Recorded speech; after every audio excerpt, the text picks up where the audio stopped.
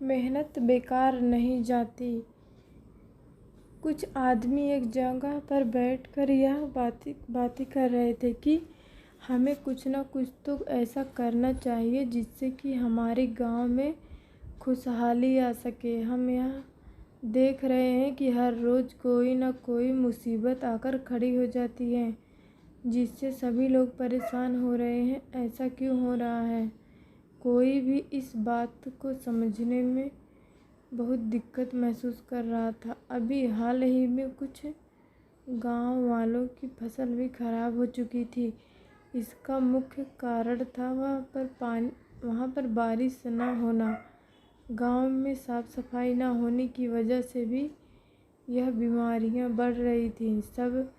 सभी लोग बीमारी से भी परेशान थे। कुछ भी नहीं हो रहा था। वह कितना कर सकते थे वह सोचने में बहुत समय लगा रहे थे। तभी पास ही के गांव से एक आदमी आया और उनसे मिला। सभी लोगों के साथ खड़े हुए देखकर पूछने लगा कि आप लोग परेशान क्यों हैं? तो सभी लोगों ने कहा कि हम अपनी परेशानियों से परेशान हैं। वह बात है कि समझ नहीं पा रहा था। कोई भी सही तरीके से नहीं बता रहा था। वह आदमी कहने लगा कि तुम मुझे सही तरीके से बताओ कि क्या बात है जिससे सभी लोग परेशान खड़े हैं।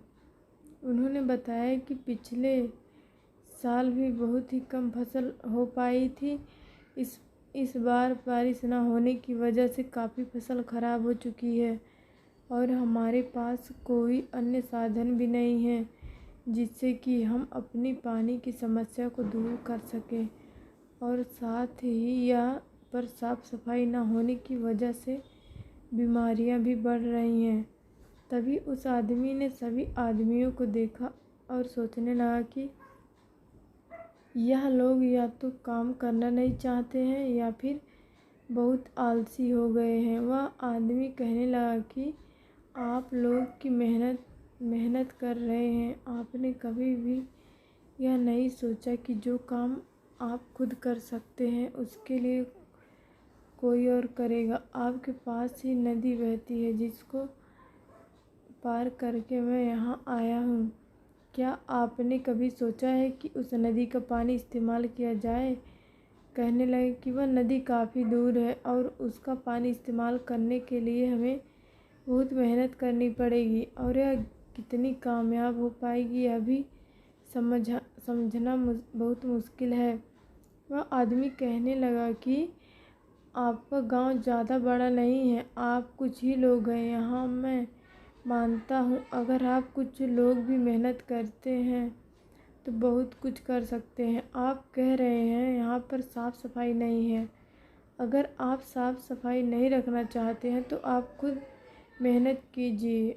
अगर आप खुद मेहनत करेंगे तो यहाँ पर खुद की सफाई हो जाएगी जिससे बीमारियाँ नहीं।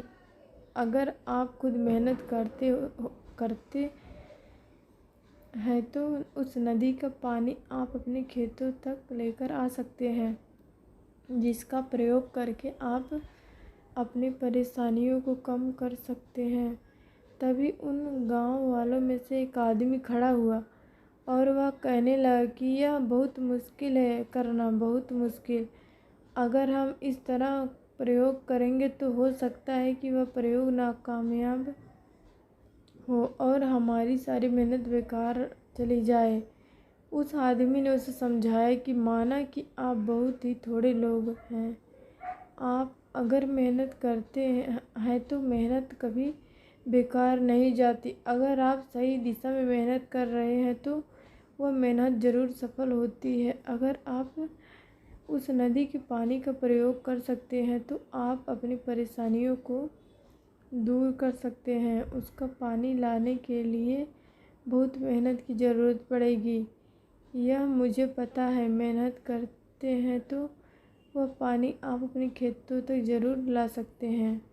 सभी गांव वालों ने उसी दिन से उस तरफ जाने का विचार कर लिया था।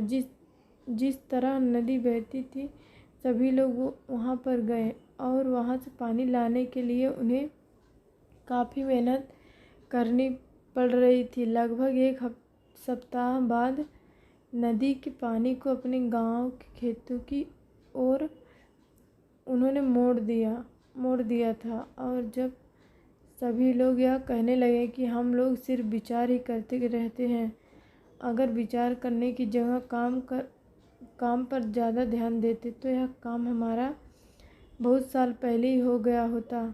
हमने बहुत बार सोचा था कि ऐसा करने से हमें सफलता मिलेगी।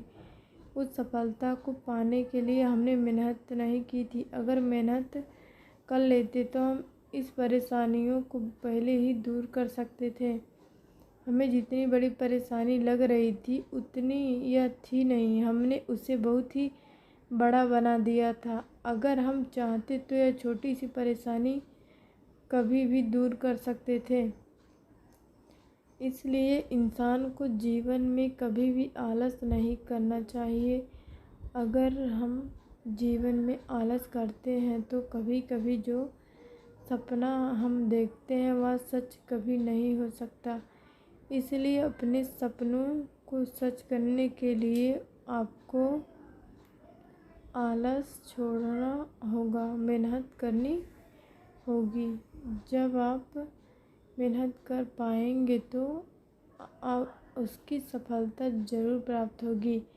एक आदमी ने उनके जीवन को बदल दिया था। अगर वह ना आता तो वह सभी लोग सोचते रहते और सोचने से कभी काम नहीं होते। काम को ख़त्म करना हो तो उन्हें सोचने के बजाय करना ज़रूरी होता है।